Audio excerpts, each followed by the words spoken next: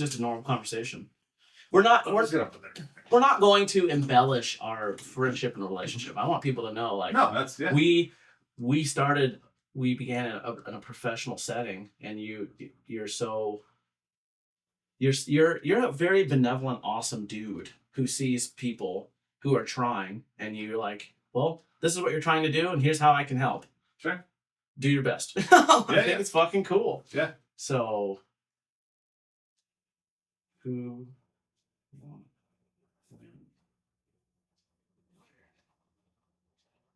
Why? And then don't be afraid to look over there. I mean, do you want any other cues or anything on that board? No. Because I'm going to direct it. I'm pretty much just going to direct it. I'm just going to try to be as comfortable and as calm and easy as I can possibly be. I'm going to kind of use this demeanor. Yeah. I'm not. I don't really know what the fuck I'm doing, so that's here we are. I don't know. We'll just work through it and see what happens. And if something looks like shit, then you go, hey, dude, this is not working. And I go, okay, cool. Or you can go, hey, get the fuck out of here, man. Shit, no. Why would that ever happen? I don't know. All right, Brandon. So how old are you? I'm 45 years old. Mr. Thompson, 45. Yep. Has this been the best decade of your life? That question has never came across my mind, ever. I would say, yeah, I mean, sure. I think I don't think there's one better than the other. I think they're just steps in life that you can grow. And I mean, I don't know. I don't even know if I look at it as growing on. I just look at it as life, really. I don't think too much into it. It's kind of like you don't know what you don't know. So yeah. So right now, yes. Everything's happening. Yeah. And it's going to happen regardless whether we acknowledge it as the best or not. Sure. Well, I feel like that's like a rabbit hole. But yes, something of that nature. Something. That's awesome. Yeah.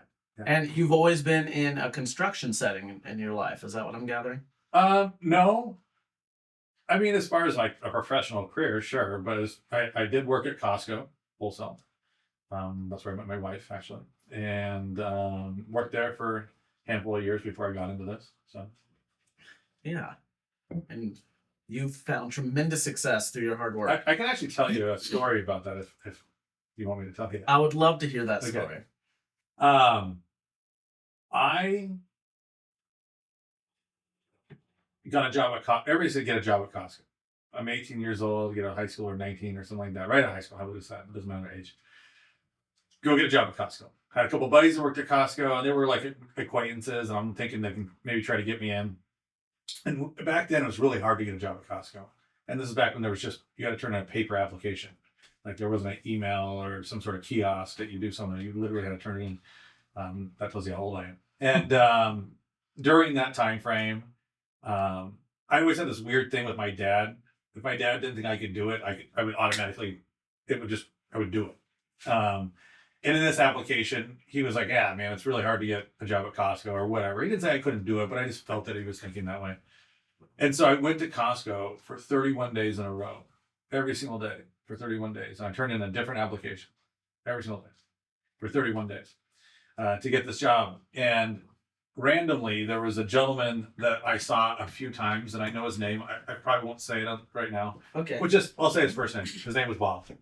All right. And talked to him a few times, and he was, okay, this is all day. All day, there's a guy right in front of me and a guy behind me doing the same thing I'm doing. The difference is I want to do it more than everybody so they can know that I'm serious.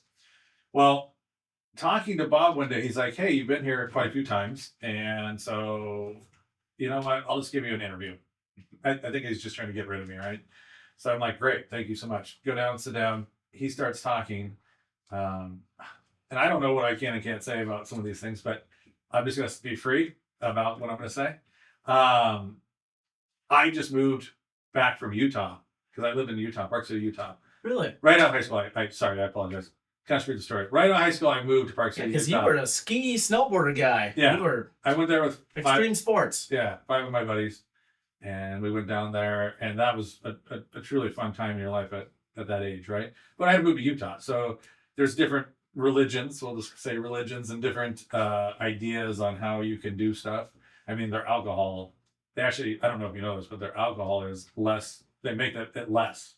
So for instance, if it's here, really, if it's like I don't know, 40 proof. There it's 20 proof. Like whatever it is. Beer, you can't buy regular beer. So alcohol, you can purchase it. They, However, they depreciate the completely- alcohol value of it. oh, And again, I wasn't old enough to drink anyway, but clearly, that every millennial something happens. is Right? it still like that? Yes. Okay. Anyway, so we're down there having fun, doing all those things. Fast forward, now I'm back in Olympia, trying to get a job at Costco. And I talked to this gentleman, Bob, and Bob said, "Hey, it looks like you just came back from Utah." And I said, "Yeah, I did." He's like, "How'd you like it?" We talk, blah, blah, blah. He's like, "I just want to let you know, I'm part of the religion that is dominant in Utah." Which is Mormonism. Correct. Yeah. Okay. So I didn't know. I don't want to get too. We can say Mormonism. I know we can say it. I just don't want to like put it in. Latter-day Saints. Yeah. I'm not sure. Yes. I'm not sure if the preferred term is LDS or if they can be called Mormons. I have Mormon friends and I have Tons of more friends. Yeah. And I don't think they really care either way. Some people do. They I prefer would to be. be. Yeah. So, anyways, long story short, the dude's like, "Oh, I'm Mormon," and I was like, "Oh, wonderful." And he's like, "Are you Mormon?" And I was like, "Yeah, yes, Brother Bob." And he's like, "You're hired." I was like, "Sweet." So I got hired at Costco, and he soon found out that I wasn't Mormon. And I mean, there was only a little white lie there for the job, got to get in the door. And and anyways, got the job at Costco. Had a girlfriend, lived with this girl. I also had friends. Everybody, a bunch of my friends got jobs there. I got a bunch of people jobs, and it was kind of a fun little atmosphere.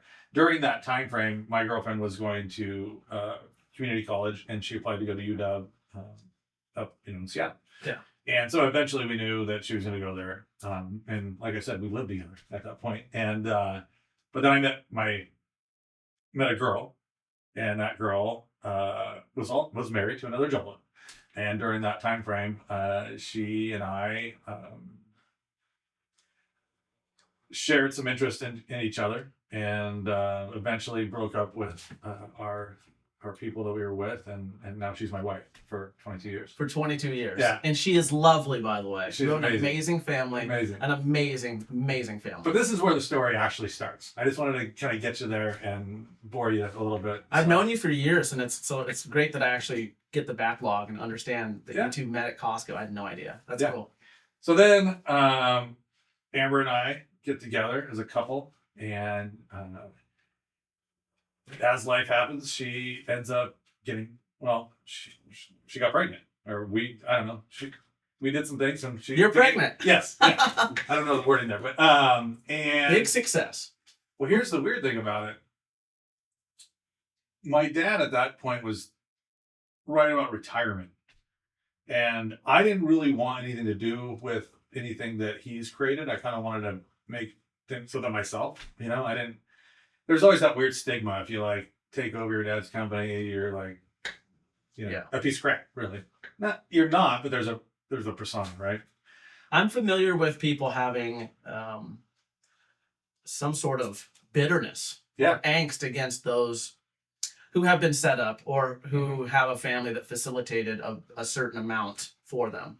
I don't share that animosity typically. Yeah. However, there are a few people with their attitude and their characteristics, but that's not typically indicative of because of what their family's done for them. It's just because they don't read books or they don't. It's rare to not see that invest. nepotism, right? Yes. Yeah. Yeah. And that's hard. It's still, I deal with it still to this day. And You do, for real. And by the way, After all the success Yeah, you've yeah, achieved, and that's okay. what you took it from. Yeah. And it's okay. I mean, it's just, You received that around here? For real? all the time. Wow. I would say once a week. Once a week? Yeah. It has to stem out of jealousy. I don't know. And it's not, when I say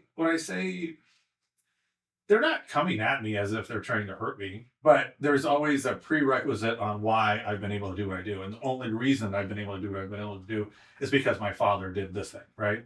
And so that's a verbal communication that they send my way consistently, right? Verbal and sometimes nonverbal. Sure. Too. Yeah. Yeah. Or they introduce me, oh yeah, this is Ron's son, or his name's Ron, my father, and this is what he did, and that's why Brandon does it, or whatever, things of that nature. And that's okay. And maybe I'm looking too deep in it. Maybe I'm just a little sensitive. I don't know. But realistically, it does feel in that application that they're reading a little deeper than I think they have knowledge to read. Now that you're saying that, I'm actually kind of happy I never met my real dad. Yeah. No, I'm joking. I can understand. No, but there's troubles on all different pastures. Yeah. It's not always greener. Yeah. I mean, the shoes that you probably felt like you had to fill, even if you took everything and move it in a different direction, people still aren't going to give you credit in the way that you. Correct, and I think that the deal is that using that analogy you just put together makes sense for the way it's playing out. But I never really felt that way. I never felt. My father's motivation. So he's. What is that? I'm sorry. No, you're good. Your father still motivates you? Well, you'll hear him say it.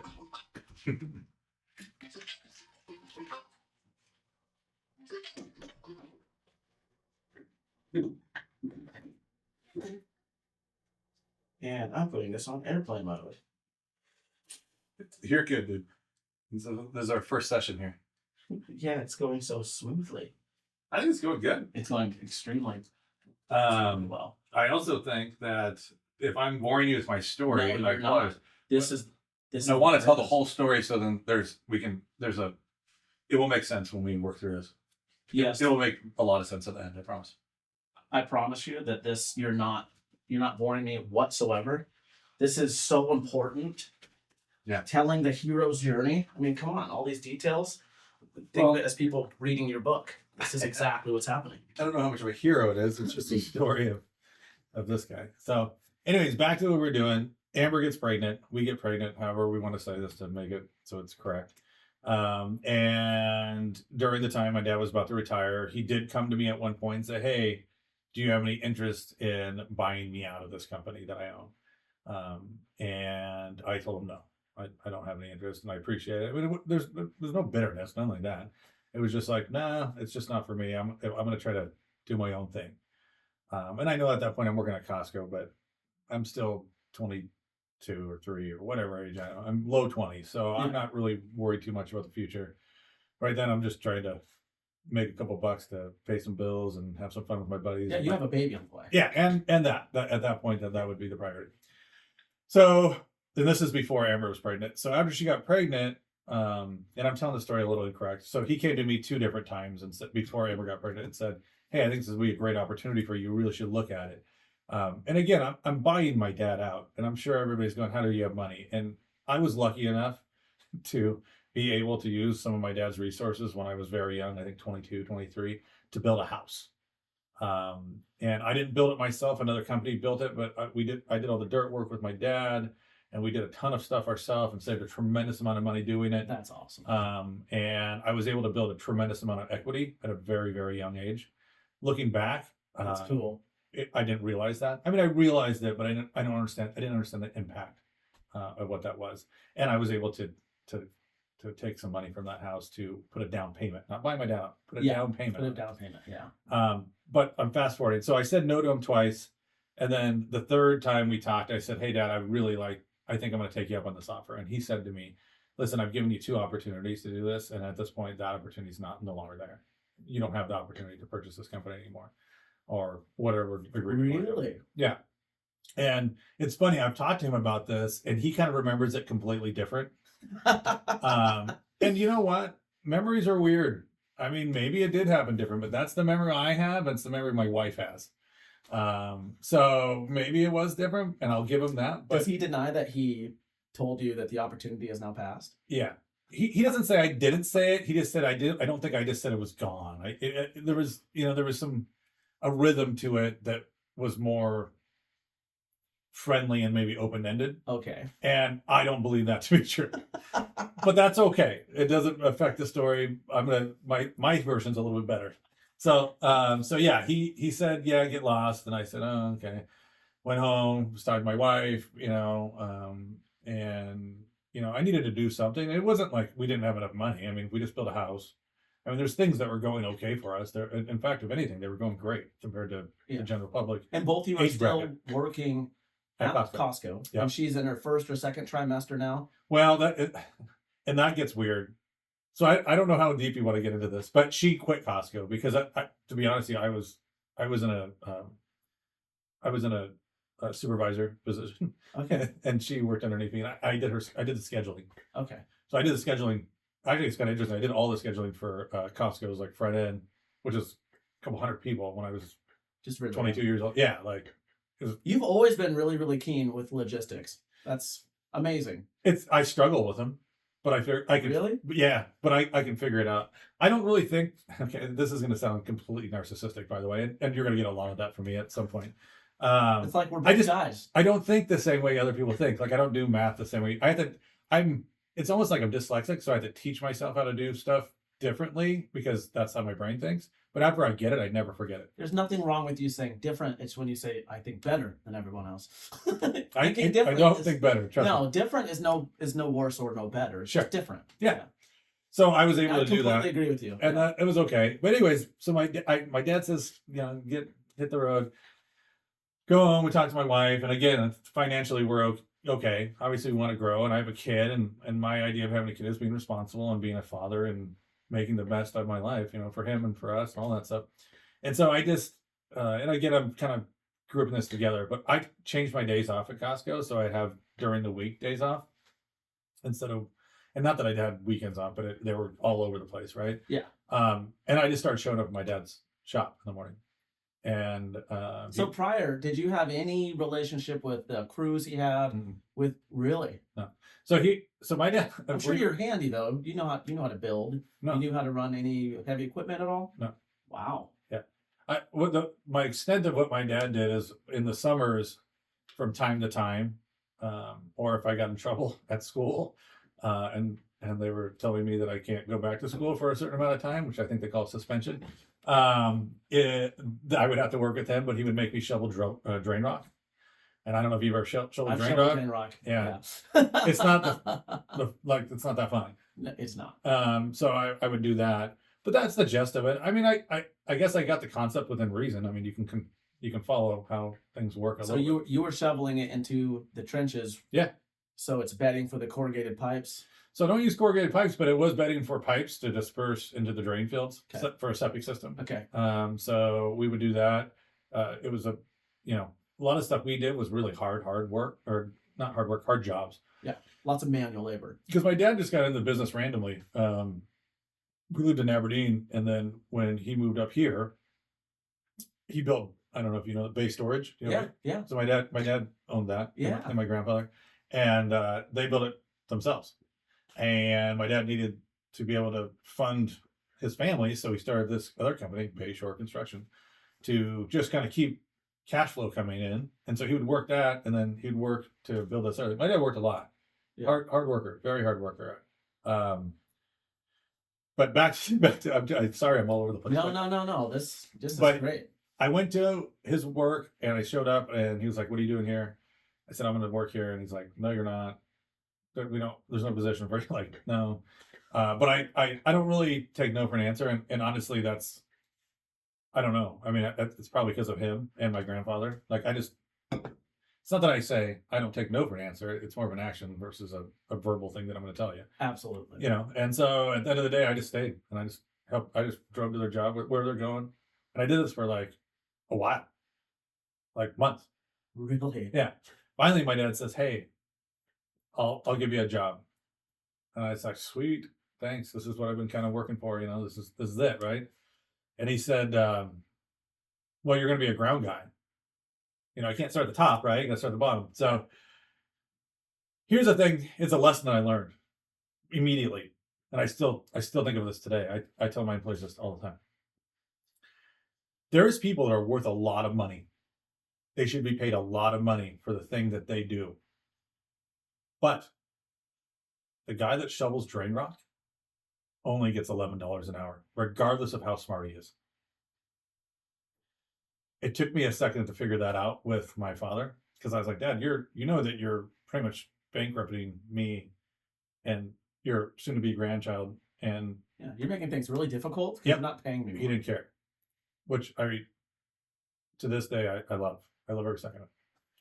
I didn't at the time, but he taught me. I mean, I'm sitting here talking to you. It's valuable. It's a valuable lesson to learn. It doesn't matter how smart you are. You're a lawyer, cool. Chevrolet drain rockets, $11 an hour. You're a doctor, cool. $11 an hour. Do you see what I'm saying? Yeah. I get it. You're worth the great millions. Equalizer. The great equalizer. That's right. It's the item you're doing, right? Exactly. So it's the item you're doing. It's how many times can you do it, and how long can you do it, is going to determine the worth of what you are doing. So at the end of the day, I'm not doing hard work. I mean, it's hard work physically, but it's not a skilled set of labor, right? It's not. Yeah. So I took a pay cut of like half, literally half. For how long? Well, it gets even better. So, I would say 6 months maybe, and then my dad, which again, I'm just a guy. I don't know how to run a machine. I don't know how to run a dump truck. So we have dump truck. I don't know any of these things. My dad was kind of training me on the dump truck thing, and honestly, I wasn't too enthused about it because I just didn't want to drive dump trucks, and I didn't want to. It's not that I'm too good to drive dump truck. I'm not. It just was. It didn't seem like that was didn't interest you. Yeah, there's better ways to financially work through this. But anyways, as a company standpoint. Yeah. So anyways, one day he said, "Hey, listen, I'm going to go to Arizona with your mom, my mother, and we're going to be back in X amount of days." But it was fairly long. It wasn't like I'm going for a week or 2 weeks. It was longer than that. Right? Yeah. And he's like, "Hey, I want to show you how to bid some jobs real quick." And I was like, "You sure?" And he's like, "Yeah." And my dad always carried his little book. And he would bid the jobs. He typically would do the work during the week, and then the weekends he would go around and look at the jobs, and then he would bid it right there. He just write it down. And this is how crazy it is. He would hand that to my mom, and then my mom would get on a typewriter and write up a bid, and then they would mail it to him. Really? And this is when I took over, this was the standard. So he said, "Here's my bid book." A typewriter still. That's funny. Oh, it's crazy. I still have some of the contracts. It's hilarious. They're all over the place, you know. And he had a bid book, and he said, "Here's my bid book," and it kind of tells you the system type, because there's tons of system types, and a pretty good figure on how to figure out what you're going to bid it for. And I was like, "Wow, this like again, never done. I don't even know how to run anything. I run a shovel, like a hand shovel, and so to me, this was like, wow, this is crazy. Like I wouldn't put my kids in a situation ever." Never. Ever. And then he was like, "All right." So I got like a day, maybe like a couple hours of doing it. And then he was like, "Go." And here's kind of the weird thing. How we get work is they either call, right? They call, "Hey, can you do this?" Or we would get these designs, these engineered designs would come through our fax machine, but they couldn't, they're 11 by 17 typically. So they'd have to cut them in half and turn them this way and send them. So they'd come through in a fax machine, Jesus. and then we'd have to like tape them together. This is, and on it is a big eye opener. When I was like, wow, this is like the most inefficient way to make money that I've ever seen in my life. Once you're watching the donut get made, you're like, ooh, maybe this isn't so sweet. And this is like 2000, I don't know, 4 or something like that. So it's only like 20 years ago, dude. So like all the technology was there to do. It's cool that your mom was a G and was still using a typewriter, but there was options. Yeah. I mean, they were like, they had an AOL account, you know, and it was, they were pumped. Anyway, so long story short, I start doing bids for that month. I actually got a job right away, like immediately. But here's the thing, I changed the whole system because my dad had the system and I didn't tell him I was going to change it, and I changed it all. So he's gone. He's gone. Step in. I tried his system, and it was like, this is stupid. Like for him, it was perfect. And I get that. I respect that. But he was doing a lot of work for a little amount of, it's all he knew, right? Like he didn't know how to, I mean, his cell phone was in a duffel bag. You know what I'm saying? You don't know what you don't know. You don't know what you don't know. Did you just apply new technology? Yeah. How did you change it? So a couple of things. In our industry, nobody would meet the customer. What they would do randomly is just send them a bid in the mail. And the only way that they could decide on who they picked was either price or how colorful your bid looked, right? And everybody's was black and white. So what I started doing is asking the engineers for these people's phone numbers and their names. It was on the design, but not the phone number. And so I started calling them, and I'd say, "Hey, I'm Brandon with Bayshore Construction. I have one of the septic installation outfits in the area that got your design to bid by referral. I'd love to meet with you and go over everything." and make sure that it's all right for you. So when I hand you a bid, you know it's an absolute bid. And then they be like, okay, let's do it. And at that point, I started gaining like 98% of the entire industry's work in this area. In Thurston County or Greater Thurston County? Just in Thurston at that time. Okay. So we're in 5 counties now, but at that time we were primarily just in this county. Because each county has a different license. You have to like go test and stuff. So started doing that, and it started working, like wildly working. Like people started freaking out, like getting pissed, right? Because also you got to remember, I'm like 23, 24 years old. Mm-hmm. The guys I'm bidding against are like 50. Yeah. Ish. 40 to 60. They're probably not applying personality and a personal touch to the service. They don't want to. No. They don't want to. Because they got good at shoveling drain rock. That's right. There you go. Yeah. And it's just 2 different personalities. And here's the deal. I could have, it started working. Everything's good. I actually had a buddy. His name's Charlie, and he was a computer guy. I don't know a ton about computers, but I knew enough to figure out some stuff. Yeah. And I sent him the bid because that's a carbon copy typewriter bid. So one goes to them, one goes in our file, right? So I sent it to him. I said, hey, can you just recreate this in like a Word format? And I can just type in, and he goes, yeah. So he did it, sent it back over to me. And then, so that's the first change I made. But then the contract still looked like crap. It was just a white piece of paper with black writing. So before your parents left and you started changing the system, it was just a mother-father duo, husband and wife. Yeah, and then we had one operator at the time, and then we had one dump truck driver, and then my dad. What is it now, if you don't mind me asking? It's it's different. We don't do so. We have taken away some of the things that my dad used to do. Okay. Some of the services he offered. Correct. Okay. Yeah. We've tried to minimize. We still will do them every blue moon.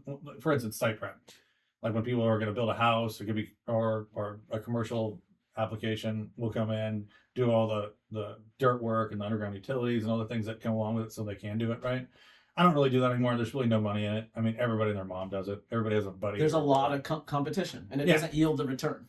Yeah, and honestly, when you get in this industry, you find people that are more into the competition than the business aspect of it. So they're more than comfortable undercutting you in a way that just financially doesn't, like, you're actually losing money. You just don't know it yet because you want to be the first winner. That's a saying in our industry. Oh, you want to be first winner, huh? Yeah, but it comes at a cost. Yeah, that's business. Interesting. So I don't do it a lot. What are they gaining, if you don't mind? Real quick, little tangent. What would someone gain if they're undercutting a competitor?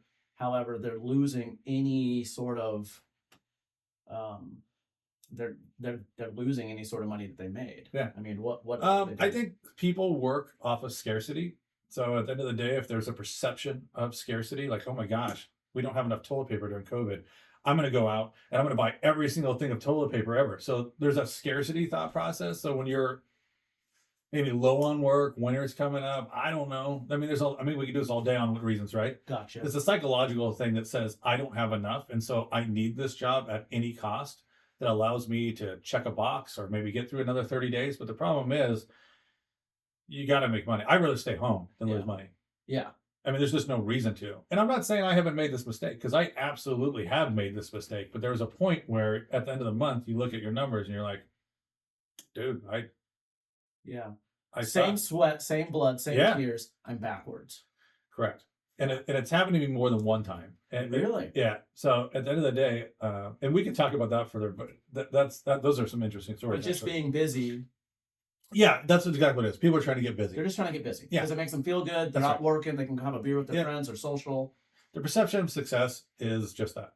And exactly. Realistically, I found that I believed that also when I was younger. And as I got older, I started realizing that that's just not the case. And my grandpa used to say that to me all the time. So I used to talk to my grandpa every day. My grandpa's the greatest business owner I've ever met in my life. And he's pretty much taught me a vast majority of what I know, because he's taught my dad, and my dad's also been a part of teaching me. So it all comes from a source, right? But I would say to him when I was younger, hey, I made X amount of dollars this month. And he'd be like, who cares? What was your net on it? Like, what was your profit on it? Yeah. And I'd be like, I'm working on it right now. And he's like, well, don't talk to me about that until you can tell me your net. And it made sense. At the time, I felt like, oh, you didn't think that was cool? And he didn't. He didn't think it was cool. He thought what was cool is how much did you get to keep? How much did you get to keep? Yeah. So, why are you celebrating on your ability to pay your bills? Yeah. What are you gaining? Yeah. Well, back to the story. We've downsized a little bit just recently because I'm finding that I'm getting more work. I'm getting quality workers are going to be able to do a lot more work than, for instance, we had 16 guys at one point, and we're reduced down to like 11 now, or 11 or 12. And yeah, that's about right. Anyways, what I found is that too many guys sometimes you don't get more work done. You think you do because you're throwing a body at it, but you really don't. Efficiency does, right? Yeah. And you're only as efficient as, your weakest link. And that's the hardest part. Right now is a really hard time to find people that want to do work, right? And have the responsibilities. Really what it is, it's not leaned on. Yeah, it's not that people don't want to work. It's just, do they want to work for me or do they want to work for them? I want to find people that want to work for them. Don't work for me, work for you. Because if you can work for you, that means you have integrity. If you have integrity, you're going to show up every day. You're going to do what you're supposed to do. And you're not going to make the job about me or the company. You're going to make it about, I want to do the best I can do for me. For my future. Family. The things that matter to me. Yeah. And it's a stepping stone. I mean, at no point do I think that these guys aren't going to move on. And that's the thing. I think that they think that I think. And I'm like, I tell them all the time, I'm like, no, dude, this is a stepping stone. If you want to do this for a living, this is where you learn how to get to that next level. But a lot of people don't necessarily recognize that. So they don't take it seriously. It's not that they don't recognize it. Words are easily recognized. It's just, if you can't say I want to get strong every day and not work out. Yeah. Or if you maybe lift weights for like 10 minutes, you're like, okay, it sounds good. So, well, you had a moment of inspiration, but discipline outlasts motivation every time. Yeah, it's hard. I mean, being in business is hard. I mean, if anybody says it's easy, they're lying to you. Yeah. I know we read a lot of stuff all the time. They're like, oh, that guy's a multi-billionaire or a millionaire. Or the worst part is when you read an article about a person, a man or woman, or man or female, that is a similar age to you. Because for some reason, it resonates more when they're a similar age. Yeah, when they're technically a peer. Yeah. So a 90-year-old billionaire, you're like, eh. But if you're 45 like me and you see like a relative 30 to 50-year-old guy, you're like, oh, dude, man, I'm way behind her, But that's not real. It's just not real, It's not. And we don't know the circumstances, but. And no machine runs the same. No. I mean, look at some of the life that these different people in politics or in entertainment or whatever have you, whatever industry. Yeah. It's a gift that keeps taking as long as you keep giving. Correct. I mean, this machine that you helped craft and kind of perfect and change over the years. Mm-hmm. I mean, I think sounds like you have a really healthy work life and home life. I do. Your kids are amazing. Yeah. You have a great balance. Yeah. Wow. I used to not when I was younger. Very cool. I mean, it definitely was a problem in our household for years. Oh, working too much? Yeah. Really? Yeah. Did you romanticize the grind? Were you one of those guys? Just going to work because you needed to? Yeah, a little bit. And just thinking, like, how do I get bigger? The funnest thing is when you're a kid, I say kid, I mean, I'm in your 20s, and you try something that is a little off the wall that people are not doing, and it works. It's almost like a drug, because it when you go, oh shit, it is. People around you are saying, dude, you're a dummy, and they are. They Absolutely. Really are saying this right to your face. Absolutely. I mean, people are like, I go to parts houses, like where we get parts and materials and stuff like that, and there'd be guys there that are like, you're an idiot, kid. You're completely screwing up everything. The whole, and I'm like, okay. I'm young. These guys have been in business for 30, 40 years. I've been like doing this for a year. And it was weird. I mean, I started making, I'll tell you, I don't know how much I want to divulge here, but we started doing these things where I was thinking to myself, everybody and their mom is making these signs, and they're like their company sign. Like, let's say it's, I don't want to say a name that's around here. Let's just say it's Safeway. ABC. No, ABC Construction. I don't know, Okay. whatever. Listen to ABC Construction. So they put their sign out. They go like, oh, I'm going to do ABC Construction. And I thought, well, sheesh, I'm really behind the ball. I need to start doing that too. So I made these signs, and I was all like, putting putting them up where I'm not supposed to. You see them all over the place. You know, the corrugated signs where people call and they freak out. And I was like, man, these aren't working. Like, I haven't got one call. Nobody's called me. I have like a list of things I do on there, just like, you know. Well, then I was driving by a couple and I was looking at them and I was like, I can't even see my sign. I can't even see, like, people don't want to hire my sign. Like, they don't want to look at my sign and go, I mean, they're driving, dude. Yeah. So I started thinking about it and I was like, well, I want to focus on septic installation. And my dad did too, slowly. And what would people need by looking at a sign to hire me? Well, A, they would need a problem with their septic. Yeah. So that's just a qualifier, right? Absolutely. 2, they would need to know that I do septic installs. How would they know this? Well, then I thought, well, shit, nobody wants to hire Bayshore Construction. But what they do want to do is hire a company that can help them. So I started putting signs out that just say septic. That's it. And then my number right there. Because their brains are going to go, oh shit, I have a septic problem. Yeah. There's a number. Then I can introduce Bayshore Construction. Yeah. I can open the door. And it started working like crazy, like nuts. That's awesome. Then I started doing this other thing where you put a funnel on your service and people who just absolutely because people don't want to hire you, me, or anybody else. They want to hire somebody that fixes their problem. I have an issue now. Yes. And septic is your number. That's right. Yeah, so it made sense, right? Yeah. And so I started doing that, but then I started doing it with like water lines. Whatever the item is, I don't advertise our company at all. I just put the number on there. And I know it's a little guerrilla advertising, but it works for small town stuff like this, you know? But then, you know, what I also started doing is I went down and I bought a bunch of 2-inch reflective yellow tape. And I sat there and I cut them in 1-inch, or no, sorry, it was 1 inch. That's what it is. 1-inch yellow tape, I'll roll it 200 feet or something, 100 feet, whatever it is.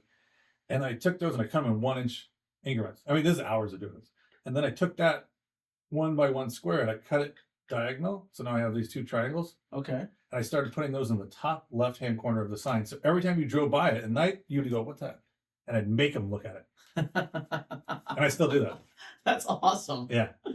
That's pretty cool. And nobody does that. But I would spend my whole entire day, like if I had a bad day or work wasn't going well or whatever, I would just go somewhere and I would just sit there with a pen and pad and I would just go through anything I was thinking. Boom, boom, boom, boom, boom. Every day. Obsess over it. I'm not going to lose. I'm not going to lose. And I've had to call my wife. That's inspiring. Multiple times in my life that I've literally called her and said, hey, we're toast, dude. We're going to have to file bankruptcy. No way. Yeah. I'm not ashamed of it. If one business owner tells me they haven't been in that position, they're lying. They're a liar. And because you took a risk, it didn't pay off, or whatever the I never had to, because I was able to sit there, and my wife's a pretty good motivator, because I'm usually pretty, like, it's hard to get me down, but also when I get down, it takes me 24 or 48 hours to kind of get out of that and into the win mode. But I will get back into that win mode. But she helps a lot with that. That's amazing. Yeah. Yeah, that's so inspiring, man. Yeah. I'm legitimately surprised to hear you say that. Not that you've gone through struggles or had certain shortcomings in your business endeavors, but knowing that you've called Amber multiple times and said, hey, we might be done. Yeah. And she's supported you and pushed you. And within 48 hours, it went from problem to solution. Incredible. I should think about it more, but yeah, she's pretty good in that area. Without her just being like, no, she doesn't even, so, you know, most people in the application would be like, it's going to be fine. Well, they're going to pick a stance, right? Like, you're an idiot. Why are you doing this to our family? Or we're going to be fine, whatever. There's going to be some sort of, they're going to pick a stance, right? But the only stance she ever picked ever was, no, you're going to figure it out. Every time. Every time. How important was that? There's nothing more important. Yeah. Finding the right part. She's your partner. She's your business partner, your wife. Yep. Mother of your kids. And again, we're very normal. We fight like normal people. We have different things that we believe in. No, all that you've stuff. never fought. I've never seen it. Oh, we fight very normally. But I think that there is you ever had here's a great example. I don't know where you're at on this. If you're really close to your brother or sister through your whole entire life, regardless of your fight status, let's just say you disagree about something pretty big in both your lives, but one of you gets hurt, that other person automatically comes to the hospital to check on that person. It's automatic, right?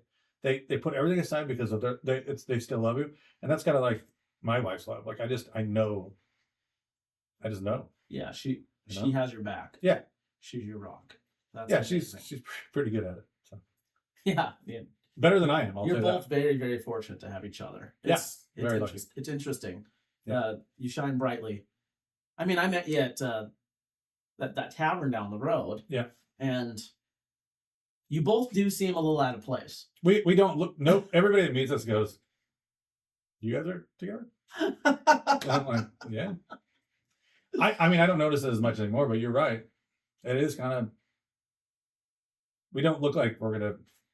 I don't know about that, but I don't, it doesn't look like we're gonna be together. Also, it doesn't look like we're.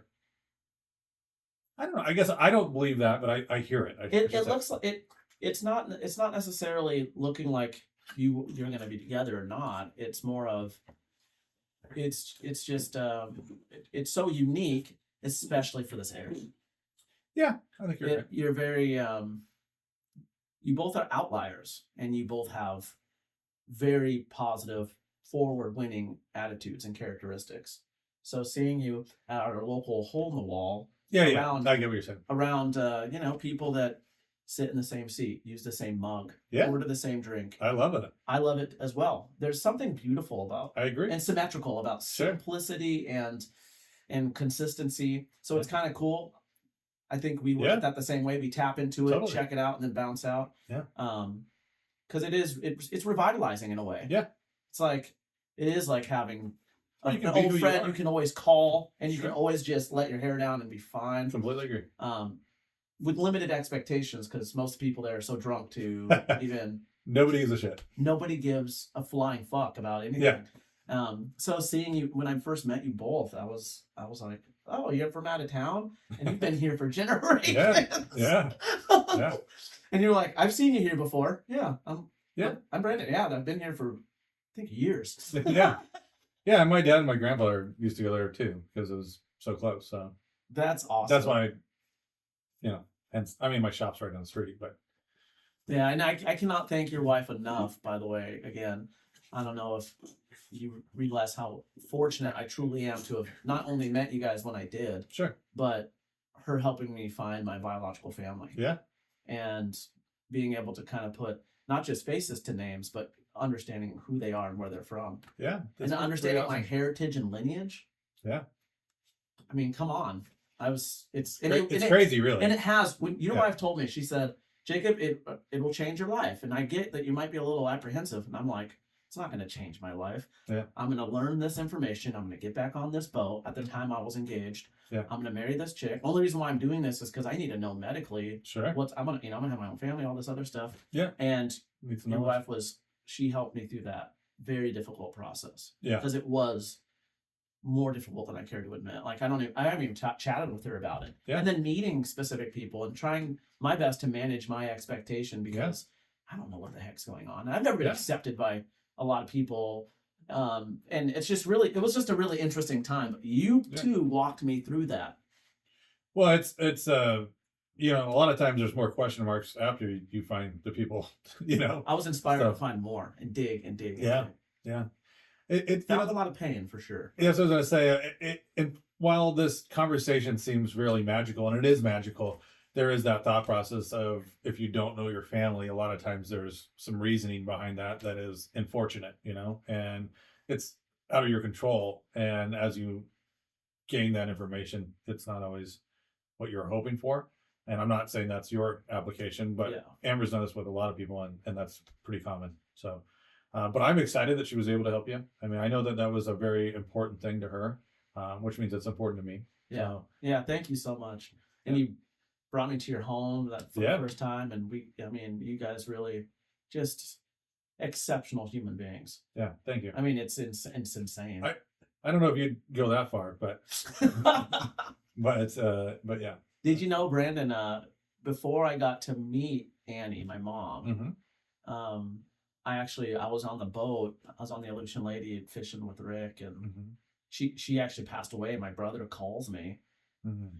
and at the time we didn't have really good internet on the boat, and This happened while you were on the. while I was on the boat. She passed while you were on the boat. Filming for the Deadliest Catch, fishing our normal fishing season, and that was terrible. And Horrible. I mean,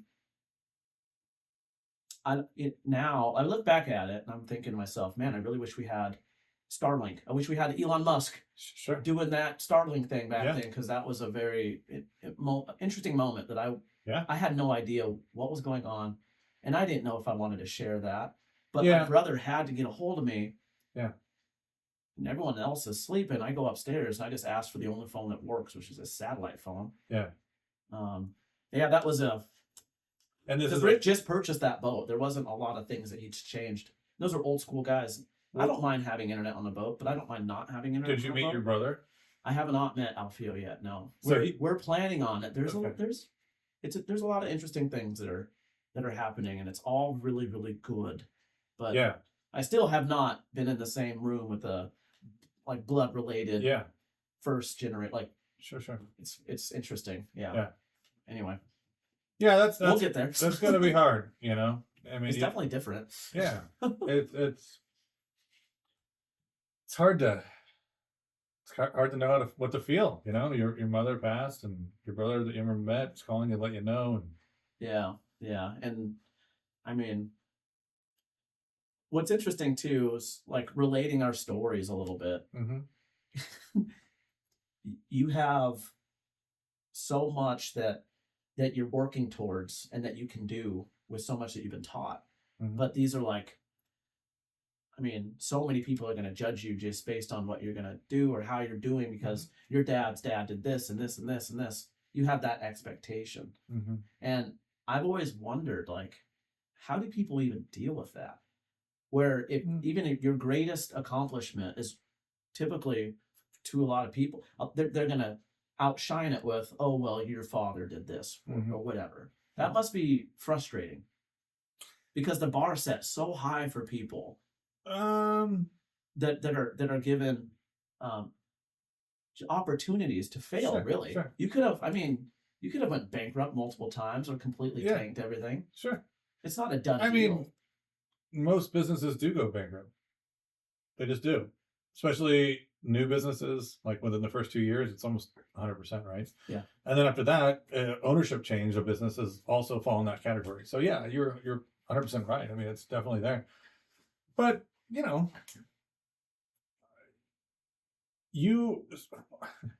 reason why I'm hesitating is because I definitely have an answer here, but I don't want to come off as crazy. So we're both a little crazy, and there's nothing wrong with that. You just can't believe in it.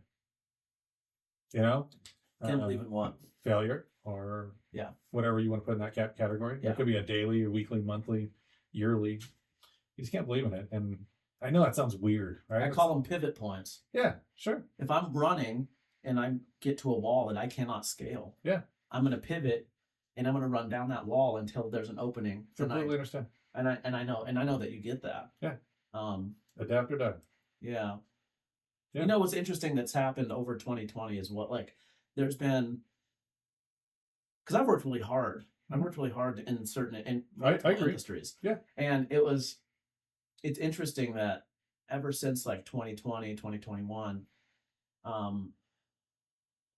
even some of my accomplishments, even though comparatively speaking, some of them seem small if you were to compare or whatever, my little things that I deem as okay, cool, definite, level up, let's move forward. Sure.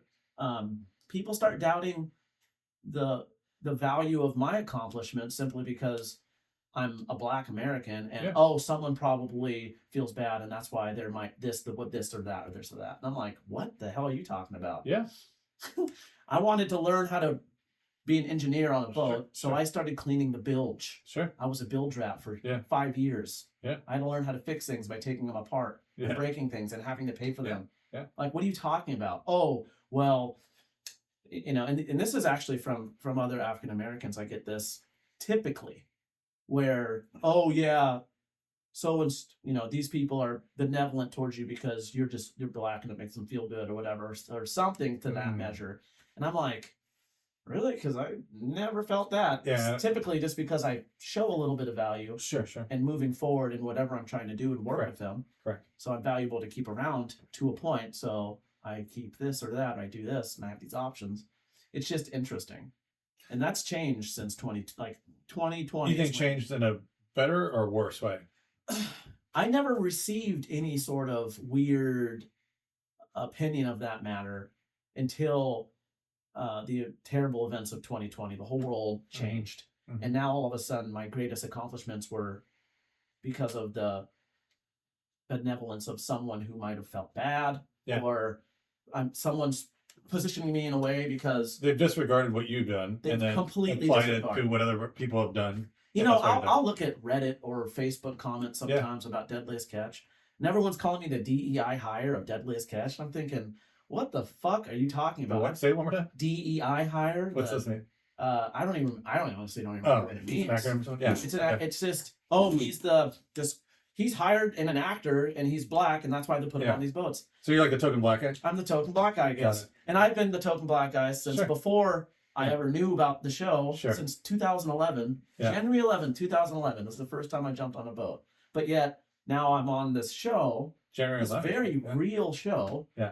And they're saying that I'm unreal because it's not what they expect. I mean, and Warner Brothers just has to put a black guy up there. Yeah. What about the last 10 years of my life? Let's just pretend for a second that that's true. Let's just pretend right now that's true. They had to put a black guy. They had a meeting. They had 10 guys in a room, and they said, "You know what? We don't have right now." And when somebody raised their hand and said, "A black guy," let's just say that happened. Okay. Then they scoured the world for a black gentleman that can play on, or not play, I know it's reality, in this fishing application. A lot of people. This isn't one person. Yeah. This isn't 10. This isn't 10,000. This is a lot of people. Of black men. There you go. I love that you brought that up. And then they chose you. So at the end of the day, let's just stop right there and let's talk about that. So at the end of the day, you were telling me that people are saying different things that are about you being the token black man. I'm just using those. Oh yeah, and why I'm there or what I'm doing there. It's like, what? Dude, you just got chosen out of a ton of people, and guess what? Your credentials to be the person on here were already in place because it's not like you didn't start doing this. This is what you do. This is right? what I do. Yeah. And you got the job. Yeah. This seems like a fairly easy, if anything, successful. How many white guys are on the show? Everybody else. Right. So they didn't realize that there's Hispanics and natives. They didn't have to look too far, is what I'm trying to get at. Yeah, yeah. So at the end of the day, like, I guess what I'm trying to say is maybe you're the special one if you really think about it, because you're the individualized human being out of the whole show, right? It's just so funny because change that thinking, you know. The same people. That's brilliant. It's the same people who, they force feed this narrative that he only sees himself as this special black person on this show, right? I've never thought that. I don't think so. I've been everywhere I go in Alaska. Typically, I'm like the only black guy around. I agree. Even in our small town here, Brandon. Yeah. And it's never really been an issue or a point of conversation. Like we all like to joke about our differences. We're blue collar guys. Sure. We like to build camaraderie through teasing and whatnot. But it's never been, I deserve this because I'm black. Just like and that's what people seem to be pushing on these various, But I think that those people are sometimes naive to the fact of what's really real or not. So I understand it's reality, but you are a human being, which also on TV for entertainment purposes is a character. Yeah. You just are. I mean, you couldn't get away with it. Even if it was just every moment is 100% you're still a character because somebody's perceiving you as entertainment, right? Absolutely. So at the end of the day, with that being said, you're going to have some sort of thing that's going to rub them left, right, up, down, whatever that is. And it's easy for them to say that stuff. I mean, if this was any other race that said or did what you've done, I don't think there would be that big of a problem. In fact, I think it would be funny because, I mean, you listen to these guys talk, everything about what they say is pretty much fuck you or get the fuck out of my way or do your fucking job. Yeah. There's like there's a thought process behind how they all talk to each other. It's very similar. So Yeah, and it's not that I'm insensitive towards specific things, of course, but you have to have a certain brazenness to be a construction worker like Yeah. you, or a fisherman like me, or work with your back, your brawn, and your balls. I mean, if you want to get a paycheck and have a consistent one, correct. you can't take everything with you. You go home, you let it go to sleep, you wake up, it's a new day. And then Yeah. try to just have a good attitude about it. And it's Correct. funny because, I mean, oh man, there was this big Russian dude on the boat that we had. Mhm. Oh my goodness. He was actually trying to get me to respond to him with all I his know. racist bullshit. Yeah. You familiar with what? Yeah. Yeah. So it was interesting because this has happened to me before, but it was always in a very playful, oh, I'm gonna make this kid prove himself. I'm gonna make this guy prove himself Yeah. type of thing. But no, there was no appeasing this. Well, why asshole. would you approve? So does he have some sort of background that is superior to even need No. to be approved by? None. Okay. So he has no validity to his background. Are we on the same page? Yes. Okay. Yeah. So, okay. I just wanted to make sure that we're clarifying. Yeah, no, he doesn't own the boat. He doesn't do anything. He does, however, own 3 cars and a house with a garage, and he's very proud of that. I know. Side door, house, 3 cars. In the garage, by the way. Yeah. In Dutch Harbor. Yeah. Yeah. That's awesome. Good for him, man. Yeah, that's his version of success. But yeah, he called me a monkey so many times I thought I was gonna wake up with a tail. So how did he make you feel when he called you that word? I mean, Were you shocked? Were you like, No, man, No. come on. No. Not shocked. The first few times, I just feel nothing. I mean, you don't feel, what do you mean you don't feel nothing? Like, Brandon, to me, I'm not allowed to feel anything. What am I gonna do? Even if he wasn't 7 foot tall, literally, the guy's like 6'8". he looked fairly large, yeah. Okay. I don't have the luxury of just beating the guy's ass and then continuing. Yeah, you're in the middle of the ocean, You're dude. in the middle of the ocean, and Yeah. and I'm a very non-violent person. Have you ever Sure. heard of me and No. going into having any sort of altercation ends in a fight? No, I know how to de-escalate things. Sure. I will fight, however, defending another person. Of But course. that's it. It's a belief system thought. Yeah. I don't submit to the fact that words can control my emotions. Sure. He needed to be put in his place. And even though I let certain people in authority know multiple times that things were happening and, hey, this fuse has been lit because this guy's just he's wired differently, as we all are, fishermen. But this guy is not trying to be part of a team or cohesive in any way. No. Clearly has an issue with me just existing. Mm-hmm. I mean, that was brought up Do multiple times. you think that he was a general racist, even though clearly he is? Or do you think that he was using opportune times because of the show to kind of like, I don't know, I mean, this sounds stupid, maybe get some airtime. I don't know, look at me, because his brain doesn't tell him that he's a racist? I don't know. I know that he was attempting to discredit me every way he could. Mm-hmm. And watching the show. No, I saw it. Whoa, like, oh my goodness. And he's very. Did your captain talk to you after that in any type of length? Yeah, we talked about it. Yeah. I mean, the show adds a whole nother layer to this fishing community, to this fishing, to this job. Sure. And at that point, I knew, my story is being told. Yeah. So it's difficult to have a normal conversation with other deckhands and different people when they already are positioned with this thought that I'm doing stuff for TV, when there's no real cameras pointed my way, but there's cameras mounted. Like I'm not even really given the same respect as a fisherman. Yeah. Even though a lot of these guys I've fished way longer and I've done far more with my career. Yeah. So a lot of them just do not have any respect for me as a fisherman stepping onto the boat, just like Vasily. Mm-hmm. If the cameras weren't there, and if I'd never been on the show, I think Vasily and I would probably have been good enough to work with. But he really does not look at meaning that minorities. you would have been able to identify that your job now is to look the other way because you're not going to be able to correct this guy, and you're in the middle of the ocean, and so I have no other choice. Yes, he's unwilling to make any amends. Yes. And he have you heard from him ever again? No. He did say a bunch of threatening things once he was ultimately dropped off. Like on a platform or social media platform? I blocked him on everything because it did start on social media platforms. Yeah. But I mean, do I actually look like Curious George? He keeps on saying it. No. Why don't you compare me to Harambe? May he rest in peace. Or Silverback. All right, I know I'm small, but come on. Yeah, give me a better racial profile than I'm thinking. I've been on construction sites and we can joke and everything's fine and we make fun of each other. Yeah. But it's never gotten to the point where, I mean, well, just imagine at your job if there were cameras and there was a huge TV show. Sure. And guess what? They're featuring you and your company. Be difficult.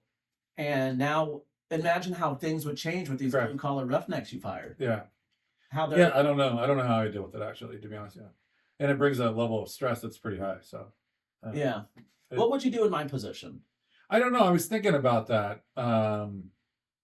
And since I don't really have the context of being a black male, and I couldn't get there if I wanted to through a mental process. I really couldn't. Yeah. I don't know what I would do.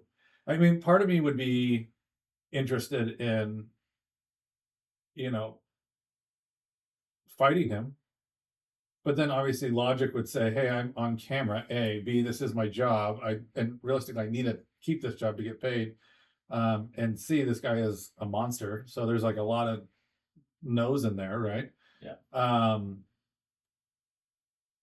But yeah, I don't know. I don't know what I would have done. I guess I would have done something similar to what you did. I mean, I don't think there was like two options, dude. I mean, yeah, you fight the guy, but then you're kicked off. I mean, there's this whole thing that it's a lose situation because this guy, you're not protecting yourself. And I'm not thinking about the cameras there. I'm thinking about if this man is allowed to scream nigger at me multiple times in the alley, I'm telling the rest of the boat that it's okay. And I've been in situations where I just let things slide and all of a sudden it's a terrible work environment for me. And I need the job and it's fucking terrible, Brandon. So I'm not doing that again. Yeah.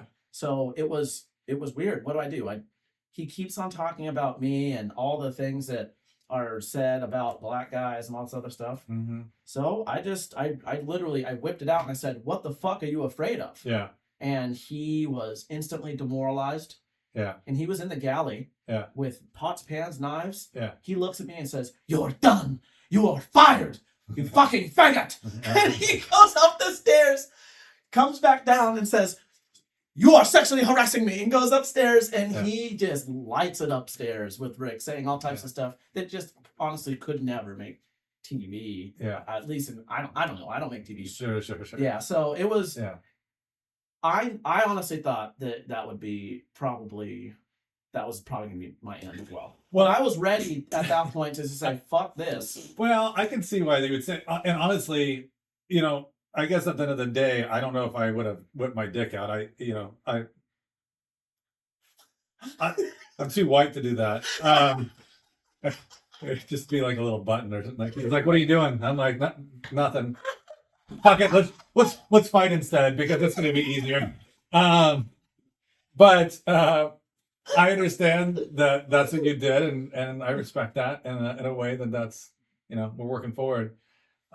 It's hard because like I said, dude, I don't know how to deal with racism because I've never have you ever dealt with that at work with anybody? Have you ever hired different minorities and tons. So has there ever been a problem that arose where someone was just really antagonistic towards somebody because they don't like the way they are? Sure. Or their differences. We've hired every race. And I'm gonna be honest with you, I don't know if I am just really lucky, but I haven't had anything that's came up that I have seen or heard or has been reported as racial slurs or tendencies or anything like that. There's nothing. We're pretty, everybody's pretty tight. I talk to every one of our guys pretty much every day in one capacity or another, either through email or text or phone call or just me being at the office. So not really. What would you do in that situation? I'm trying to figure out if you were the captain of the boat. What would you do if you own the boat? So it's You're funny. assessing liabilities. That's what I was going to say. This is a very, very difficult decision because here's the deal. Everybody's out there to make money. Every person, right? And so while you're out there, the captain is in charge of, doing the captain stuff. It's his boat. There's a certain responsibility he has to you guys, not only for your safety, but also to make sure you guys get paid, right? Yeah. If you don't get paid, there's no reason for you to be there. But, dude, there's just there's no real excuse for that type of racism. And yeah, the liability, it's a hard mix. If I was him, I would have done exactly what he, I mean, I only know the story behind the show, right? I don't know exactly what he did, but you're off the boat, right? Brandon, that's exactly what happened. Yeah. And that's what's another funny thing too. In my experience, how long did it take to get in and back out? Oh, like 2 days. Yeah. That's a lot of fuel. No, it's a lot of fuel and it's downtime. It's time. Yeah. And I mean, everything. Can you throw out your crab pots? Would you leave them there and then? Oh, absolutely. You leave them there and let them soak. But I mean, once you're chasing crab, once you're on their scent, you want to plan. Yeah. Being ahead of the biomass, you want to strategize. Yeah. So I felt really bad because Rick was. I mean, we finally got on a little crab, and then we had to take. Totally. Vasily in, and let me tell you, man, how was that for those 2 days? That seems like did he? I know they said he needed to stay in his room. Did he stay in his room? We all were talking upstairs, yeah. And we were like, he's not allowed in the engine room. He's the type of guy who would sabotage the boat. Mm-hmm. Like we actually had. Oh no, I very serious conversations, and it's not like someone was on Vasily watch, but we all were under the same impression that just make sure he's not. Just be mindful of where he's at and what he's doing. So is he actually Russian? Or is he Ukraine? He's from Ukraine, yeah. He's a very angry man. Yeah. He's 86 from like every bar in Dutch Harbor and oof. Yeah. And I mean, is he married? No, he's not. No, he's not. Okay. He has a son he doesn't see. And I know he's trying to go see him. And to be honest with you, I part of me feels bad for him. Part of me feels bad that he was unable to see how serious what he's doing, it comes across to a lot of people and how he is.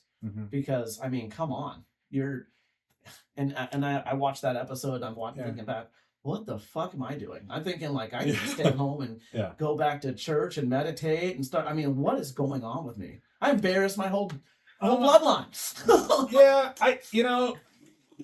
People do weird things in weird situations, especially when you don't have a lot of control. Yeah, fight or flight. And to be honest with you, I don't know. What do you think he justified the thought process behind him saying those words and then repeatedly saying, but I'm not racist? What do you think those two, so as educated I've met people like this. That doesn't make sense, right? How he was using the word prescribed him by definition as a racist. Using the N-word in our industries as a descriptive means, I mean, you can tell when someone's assaulting you verbally.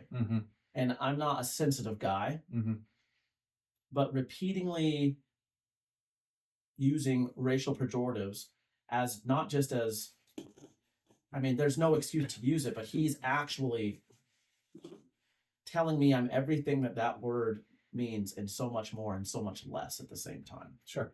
So I don't know if he was trying to get me to hit him or he was obviously trying to elicit a response. And to be honest with you, that's how I felt. And I did not want to fight him. I do believe that how I handled it was actually, I mean, there was so much that was done before what you saw happened. The fighting thing would be bad. Said. Yeah. And so, and I'm not a fighter. I mean, I'm not going to fight somebody. I love fighting, but I think at the end of the day, you gotta know your odds, right? You gotta hedge your bet. And then in this application, you did it correctly by not fighting him. Yeah. I don't know about the dick out, but that was your choice, and it seems like man, he was demoralized. Yeah, I get it. Yeah, but that's all right. So I think that we're here now for Geswick. So yeah, I don't know. Yeah, we hope the best for him, but yeah, I don't know how that's gonna work out. So. Well, now I'm thinking like future for me. And do I want to be known as that guy who whipped out his willy on Vasily? No, I don't want to be known as that guy. Yeah. I honestly did not believe that any of that. I feel like you could would probably make ever- that T-shirt. The really, and you could market that guy. But yeah, I mean, I get it, and you don't want to be that guy. You don't want No. to be that guy, and the only way to not be that guy is to just know that you've had very little options. And here's the first name that came to my head is probably not the best option, but it was the only thing I can do to get the shock factor at the level that I wanted to do the shock factor of punching his face. So that's what I did. Take it or leave it, Yeah. kind of deal. So It's so funny because the most outlandish stuff that people talk about on the different social media forums and whatnot, it's so real that I'm like, man, am I this piece of shit? Because they ask each other in these weird little echo chambers of the internet, and they're like, It's the blah, same. blah, blah, blah, blah, blah, blah. Yeah. And it doesn't affect me, but I'm thinking to myself, why is it so hard for these people to believe that this is like, if it was just like their job at 7-Eleven, they probably wouldn't watch the show. no, This is No. unlike anything else Correct. on the entire Correct. planet. Yeah. What? I'm so sorry that it doesn't seem familiar to you. Yeah. But it's not selling cars That's or not- bagging that's- groceries. that's why it's supposed to be. Like this is by design. Yeah. This So is by design. it's just so weird. Yeah. Oh, he's black, so he's an actor, and nothing's real with him. It's like, what? Yeah, but you got a lot of people, and by the way, you got to think about. At least this is how I would think about it. I mean, a lot of the people that are saying the negative things about you are people still watching you, dude. And at the end of the day, regardless of their ability to comprehend right from wrong, because if they could, they wouldn't be doing half of the things they did or they do, like writing ridiculous stuff on. Like, how much time do you have during the day, dude? So you got to go like, hey, thanks for that view. I do appreciate all. I know you all told the me that. things, So. all the things. And you can't make everyone happy. You can't, and I think that realistically, that's where you have to either love yourself and work through that, and But be then okay if with you that. love yourself, then you're cocky, Brandon. Be cocky. Then you're arrogant. But if Be you love arrogant. yourself. I like it. Yeah, be confident. I'm not black enough for black people, and I'm definitely not white. Be confident. The good thing about you is you can be confident, and the whole idea behind being confident is just having manners with it, and you're great. And you have it. So I'm learning. yeah, Lord, thank God for you. And I met you in my life. I was going through a terrible breakup and starting a new company. And oh man, you helped me out in so many ways. It's so funny. And you don't, I don't think you see it. I think you helped yourself. It's kind of, well, I mean, you were able to steer my bow in the right direction and give me a little pat in the ass. And I'm like, okay, good job. There you go. Jacob, you're going to have doubts. Just run through them, push through them. You'll say these little things to me randomly. I'm like, I needed that. I got one more little percent on my battery. Thank you, Brandon. No, and by the way, people do that to me too. So it's just kind of like you pass it on, and you just keep on. Yeah. Because everybody feels abnormal, Like, is this only happening to me? Am I supposed to feel this way? Am I supposed to be this scared? Or am I not doing enough? Or I'm doing too much. Like, you're always doing these what ifs. And so through life, it's okay to do that. I do feel alienated because of the show and certain things that were depicted and it being very real. I'm not gonna lie to people. Sure. But it's like at the same time, I had like 130 people say happy birthday to me. That's never happened before. That's pretty awesome. Like at the same time, I'm like, as I'm learning to manage this exposure and whatnot. It's like, how do I move forward not feeling so displaced from my normal friends, my normal life? It was a weird negotiation with myself. Yeah, I was gonna say, I Strange. don't think there's an answer here. I I mean, I think you just I get what you're saying. Like things have changed. Yeah. There's some optics out there that are good, bad, whatever, and they're changing the perception of people that maybe are not necessarily your friends looking at you, and then your friends are like, hey, where do I fit in this application? And they're in the same spot. You just keep on doing what you're doing. Yeah. That's where I think that maybe you're overthinking a little bit, because things I think if you worry about that too much, it just takes space in your head. And you gotta you have so much other stuff to do, like playing guitars and writing music and having fun. I don't think I ever succumbed to my worrying. It's just more of, that little Lack of voice, better words is worrying. Sorry. that little voice in the back of your head when you walk into a room and you're like, Like, and you just, let's say we're going to our local watering hole. Yeah. And you know everyone there. Sure. And if you don't know everyone there, they know who you are. Of course. And it's a small town, and it doesn't, and that's everybody who's walking. Yeah. But now, instead of just acknowledging you're there, they're staring at you. Do you feel like you might have to do something now? Like, for instance, you walk in the room. I almost feel like I have to do something. Yeah. Do a little dance or something. Yes. Yeah. Or something. So I can see how that was my first thing that I was thinking when you were saying that. And I can get that. Like, it's weird, right? They're like, are you supposed to say hi? Like, the person look, you're like, yeah, hey, hi, Yeah, because it's not like an acknowledgement and head nod. It's a... Yeah. And then they all point, and then the whole table... Well, then it makes you want to do the opposite. Exactly. Don't look at me. Or whatever. Because you're so uncomfortable. I've always been kind of a shut-in in a way. Because keep the head down. We're very similar. Yeah. I think we are. I don't... That's why I like going to that place and then to my house. Yeah, no, I'm the same way. I don't want to go anywhere, please. So. Oh my goodness. Yeah. I'm playing Magic the Gathering with a little group now. That's Noah? Yeah. So Noah and Zach. Yeah, that's funny. And they work there. And we were doing it at a different bar, and I said, guys, I can't do this. It's too far. It's weird. I don't know these people. I don't. And they're like, come on. I love that you just said that you're playing Magic the Gathering. Yeah. I keep on almost falling off this chair. Guitar chair, you hate it. Just saying that just seems really different than what I would think you would do. No judgment, maybe a little, but I would assume that would be. I don't know much about the game, so I'm not trying to prejudge this idea of rolling a dice and maybe, I'm guessing, deal with magic. It's a collectible trading card game. Oh, and it's a really fun strategic game.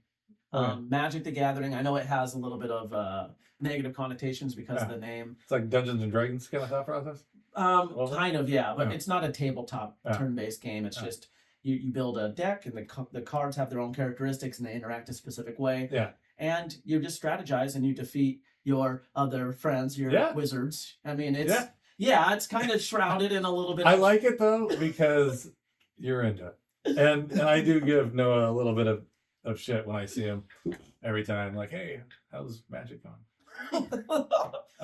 It's fun. It does seem like there's a factor of fun. I think there's it does seem like there's a stigma of that thought process, but I do like it. That you like it. Yeah, I actually one of the bartenders, he was talking to me about it, and I said, "Hey man, did you know I play?" He's like, "Oh yeah."